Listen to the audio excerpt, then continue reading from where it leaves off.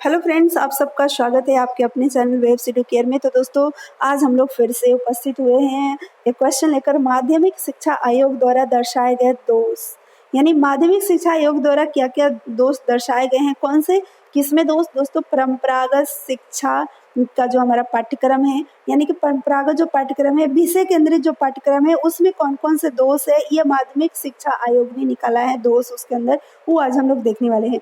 परंपरागत यानी विषय केंद्रित पाठ्यक्रम के गुण और दोष वाला वीडियो अगर आप नहीं देखे हैं तो दोस्तों आप प्लीज देख लीजिए उस वीडियो को, तो ये वीडियो आपको अच्छे से समझ में आएगी। इससे जस्ट पहले वाली वीडियो है। तो चलिए दोस्तों, आज की इस वीडियो को शुरुआत करते हैं। उससे पहले रिक्वेस्ट करना चाहूँगी एक छोटी सी कि चैनल को सब्सक्राइब नहीं किया है तो प्लीज़ कर दीजिए, बेल आइकन को प्रेस कर लीजिए। वीडियो पसंद आएगी तो लाइक शेयर जरूर कीजिएगा। माध्यमिक शिक्षा आयोग ने क्या क्या दोष निकाला है विषय केंद्रित पाठ्यक्रम के अंदर। एक निकाला है दोस्तों, संकुचित अवधारणा। वर्तमान पाठ्यक्रम में केवल पुस्तक अथवा कक्षा में प्राप्त ज्ञान को ही समावेश दिया जाता है, विद्यालय के समस्त वातावरण को इसमें स्थान नहीं दिया जाता है। इससे बालक की विचारधारा संकुचित हो जाती है। उन बातों के अध्ययन को ही वे सब कुछ समझ लेते हैं जिनका कोई उपयोग वो अपने भावी जीवन में भी नहीं कर पाते हैं। तो ये दोस्तों एक दोष है। दूसरा दोष क्या है, सैद्धांतिक तथा पुस्तकीय है, यानी ये पाठ्यक्रम पूरी तरह से थ्योरेटिकल है। व्यवहारिक पक्ष की यहाँ पर अवहेलना की गई है। इसमें बालक की मानसिक भूख को केवल मिटाया जाता है, शारीरिक भूख नहीं मिट पाता है, यानी उनकी डेली लाइफ में वो काम नहीं आ पाता है। इसका फल ये होता है कि बालक बहुमुखी विकास नहीं हो पाता है, यानी कि हम संपूर्ण विकास की जो बात करते हैं वो नहीं हो पाता है। उसका एकांकी विकास हो पाता है, यानी कि केवल बौद्धिक विकास हो पाता है। विषय वस्तु का बाहुल्य, यानी कि छात्रों के सामने विषय सामग्री इतना बहुलता में प्रस्तुत की जाती है कि बालक उन्हें ग्रहण ही नहीं कर पाते हैं। फल ये होता है कि छात्र और अध्यापक दोनों ही अनेक पठन पाठन में इतने व्यस्त रहते हैं कि जीवन के व्यवहारिक और क्रियात्मक पक्ष की ओर देखते भी नहीं और जिससे वो प्रयास भी नहीं करते हैं।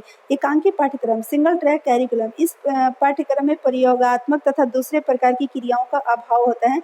एक्सपेरिमेंट वगैरह या एक्टिविटी को नहीं रखा जाता है। इसमें विद्यालय का जीवन नीरस हो जाता है और बालक को बदलते युग और अनुभव ज्ञान से वंचित रह पा जाता है। विविधता के अभाव में पाठ्यक्रम स्वयं में एक बोझ बन जाता है। आगे देख सकते हैं परीक्षाओं का आधिपत्य, यानी कि जो विषय केंद्रित पाठ्यक्रम है जिसमें शिक्षक और शिक्षार्थी दोनों ही परीक्षा में उत्तीर्ण होना ही अपना उद्देश्य मानकर पढ़ते हैं और या पढ़ाते हैं। छात्र केवल उतना ही पढ़ने का प्रयास करते हैं जिससे कि वो परीक्षा में उत्तर लिख करके पास हो सके, अच्छे अंक ला सके।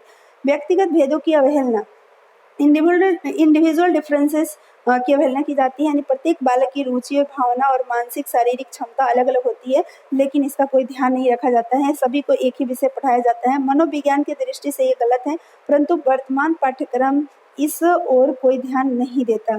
तकनीकी तथा व्यावसायिक अध्ययन का अभाव, यानी विषय केंद्रित जो पाठ्यक्रम है उसमें तकनीकी तथा व्यवसायिक अध्ययन का भी अभाव है। आयोग ने इस बात पर दुख प्रकट किया है कि प्रस्तुत पाठ्यक्रम में व्यवसायिक तथा तकनीकी शिक्षा की ओर कोई ध्यान नहीं दिया गया है, जबकि स्वतंत्रता के बाद भारत में हुए औद्योगिकरण ने इसकी पूरी मांग की है। इस प्रकार आवश्यकता की पूर्ति के लिए कोई कदम नहीं उठाया गया, वही पुराने दर्रे पर शिक्षा दी जा रही है। ये दुख की बात है। परंपरागत या विषय केंद्रित पाठ्यक्रम में सुधार हेतु क्या क्या सुझाव है, ये हमारे यानी कि आयोग द्वारा दिया गया है। पहला क्या है, परंपरागत जो हमारा विषय केंद्रित जो पाठ्यक्रम है केवल सैद्धांतिक और पुस्तकीय है। हमें चाहिए कि पाठ्यक्रम में जीवन से भी रिलेटेड सभी विषय और एक्टिविटी को शामिल किया जाए। बालक को योग्य और क्रियाशील नागरिक बनाने के लिए पाठ्यक्रम को उपयोगी विषय क्रियाओं समावेश होना चाहिए। विषयों के साथ साथ एक्टिविटी का भी समावेश होना चाहिए। पाठ्यक्रम में स्वस्थ शिक्षा पर अधिक बल नहीं दिया गया है, जिससे कि देश के नागरिक का स्वास्थ्य ठीक नहीं होता और देश किसी प्रकार से उन्नति नहीं कर सकता है। इसलिए स्वस्थ नागरिक से ही कहा जाता है कि देश की उन्नति एवं रक्षा की आशा की जा सकती है। तो सभी बच्चों को स्वस्थ रक्षा संबंधी नियम एवं क्रियाओं को भी ज्ञान देना चाहिए और ये पाठ्यक्रम के अंदर भी इंक्लूड होना चाहिए।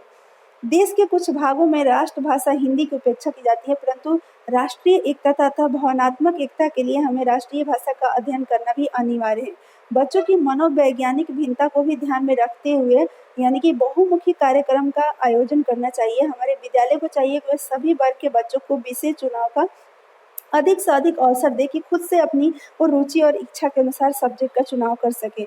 पाठ्यक्रम में उपयोगिता का ध्यान रखना भी आवश्यक है कि ऐसे पाठ्यक्रम और ऐसे विषय पढ़ाए जाए जिससे कि हमारी जीवन में भी उपयोगी हो। तकनीकी या व्यावसायिक शिक्षा की पूरी व्यवस्था की जानी चाहिए ताकि इसके बाद बच्चे उत्पादन तथा उद्योग कार्य में प्राथमिक दक्षता प्राप्त कर अपनी आजीविका कमाने योग्य बन सके।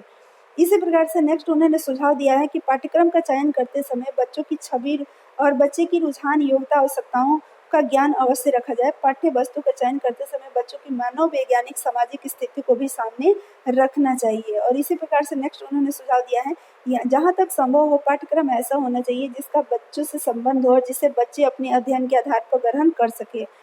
और 8वां उन्होंने सुझाव दिया है कि माध्यमिक स्तर पर विषयों की भीड़ को ठीक कर देना चाहिए। जैसे किसी एक क्षेत्र से संबंध रखने वाले विषयों का एकीकरण, इंटीग्रेशन किया जा सकता है। जैसे इतिहास, भूगोल, अर्थशास्त्र, नागरिक जैसे विषयों का संबंध सामाजिक वातावरण से है, इसलिए इन्हें सामाजिक अध्ययन विषय में एकीकरण करके पढ़ाया जाना चाहिए।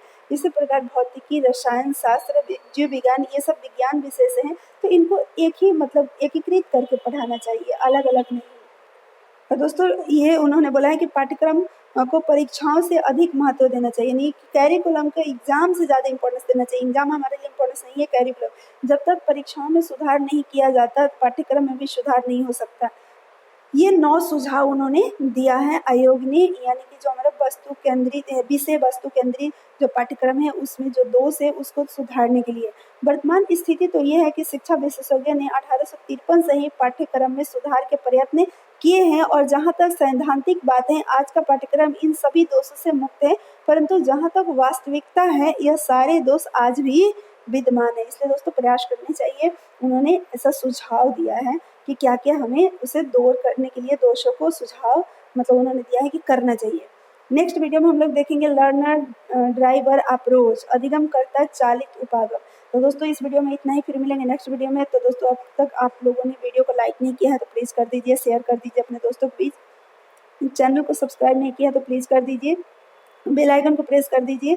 और दोस्तों ताकि आपको हर वीडियो का नोटिफिकेशन आप तक मिल सके, सारे वीडियो बीएड सेकंड ईयर से रिलेटेड आपको प्रोवाइड की जाएगी। हरियाणा की किसी भी यूनिवर्सिटी से अगर आप बीएड कर रहे हैं तो दोस्तों चैनल को सब्सक्राइब कर लीजिए। बीएड सेकंड ईयर का ये पेपर 1 नॉलेज एंड कैरिकुलम हमारा अभी चल रहा है। इस तरह से सेकंड पेपर, थर्ड पेपर सारी वीडियो आप लोगों को मिलेगी। तो thank you, all the best.